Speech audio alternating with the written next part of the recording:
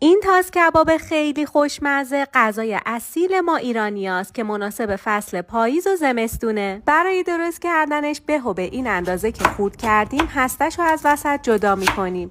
این طرف هم پیاز، هویج، سیب زمینی و گوجه فرنگی رو حلقه‌ای برش میدیم. به گوشت چرخ کرده پیاز رنده شده آب گرفته رو به همراه ادویه ها اضافه میکنیم و خوب ورزش میدیم و مقداری از گوشت رو برمیداریم بهش شکل میدیم. حالا به ترتیب همه سبزیجات رو میچینیم کف تابه، کبابا رو میذاریم روش، مقداری زعفرون دم کرده و آلو بخارا اضافه میکنیم. ربو با ادویه ها تفت میدیم، رنگش که باز شد با یه مقدار آب رقیقش میکنیم، میریزیم روی همه مواد.